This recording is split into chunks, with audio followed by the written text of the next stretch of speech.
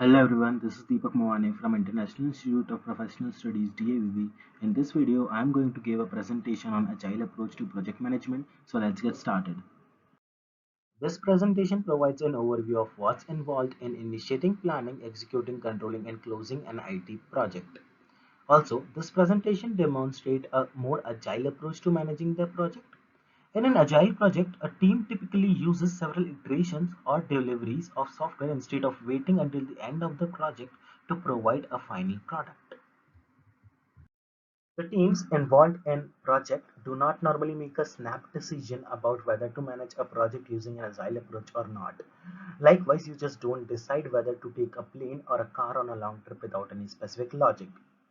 Organization uses a specific logic to decide whether to use a predictive approach or an agile approach to manage a specific project. Projects with less rigid constraints, experienced and preferably co-located teams, smaller risk, unclear requirements, and more flexible scheduling would be more compatible with an agile approach. When using agile techniques and its most popular method, which is Scrum, a team uses specific roles, artifacts, and ceremonies. Scrum includes three main roles for project participants. The first one is product owner. The product owner is the person who is responsible for the business value of the project and for deciding what work to do and in what order as documented in the product backlog. Second one is Scrum Master, the person who ensures that the team is productive, facilitates the daily Scrum, and enables close cooperation across all roles and functions, and also removes barriers that prevent the team from being effective. The third one is Scrum Team or Development Team. It is a cross-functional team of 5 to 9 people who organize themselves and the work to produce desired result for each sprint, which normally lasts 2 to 4 weeks. In Scrum, an artifact is a useful object created by people. There are three artifacts that are created with Scrum: product backlog, sprint backlog, and burndown chart. Product backlog is a list of features prioritized by business value. Sprint backlog are the highest priority items from the product backlog to be completed within a sprint. Burndown chart shows the cumulative work remaining in a sprint on a day-by-day basis. The Scrum Master facilitates four ceremonies or meetings when using Scrum methods. The first one is Sprint Planning Session.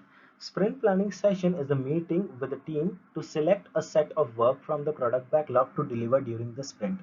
This meeting takes about 4 hours to a full day.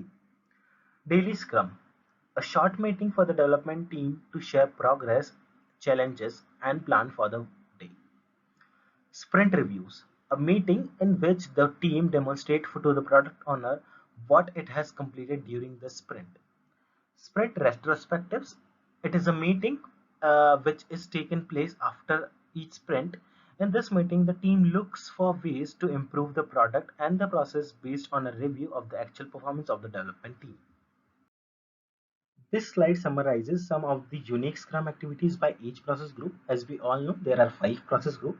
The first one is initiating, includes determining the roles of each project participant, also deciding on how many sprints will compose each release and the scope of the software to deliver.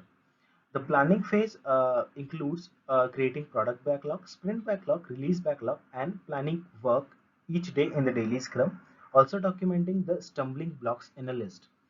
The third process group, which is executing, includes completing the tasks each day during sprints, also producing a shippable product at the end of each sprint. The fourth process group, monitoring and controlling, includes resolving issues and the blockers, also creating and updating the burndown chart, and demonstrating the completed product during the sprint review meeting.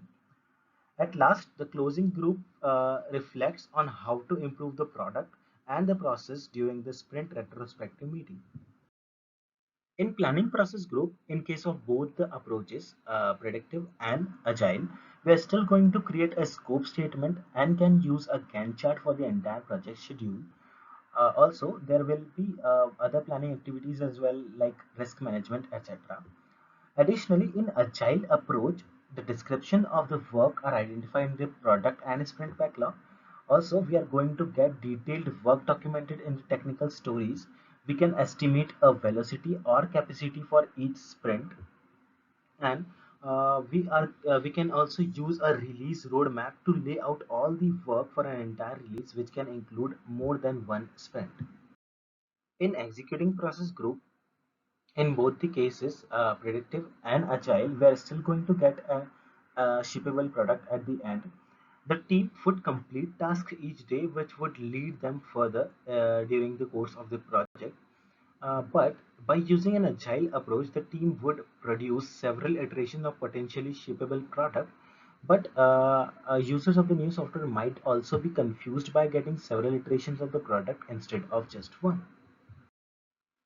In monitoring and controlling, in case of both the approaches, we are still going to check our progress. We are going to compare our planned work with the actual work that has already been done. But in case of agile approach, daily scrums and sprint reviews are the main tools for monitoring and controlling. Daily scrums are held every morning and sprint reviews are held after every sprint.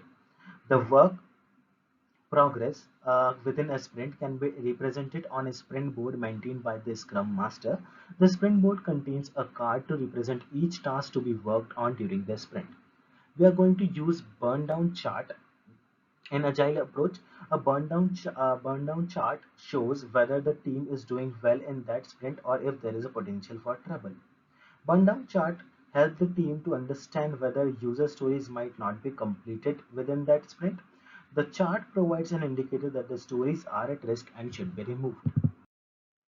In closing process group, in case of agile approach, the Scrum Master leads a sprint retrospective after the sprint review. During this short meeting, probably half an hour, the team reflects on what happened during the sprint. The retrospective is similar to lesson learned report, but it focuses on a shorter period of time. The sprint retrospective is intended to answer two fundamental questions. The first one is what went well during the last sprint that we should be continue doing. The second one is what could we do differently to improve the product or the process. If done well, an agile method can produce several releases of a useful software. This approach allows the organization to work together quickly to address changing business needs. So this was all about the agile process. Thank you for watching this video. Do post your question in the comment section if any. Thank you.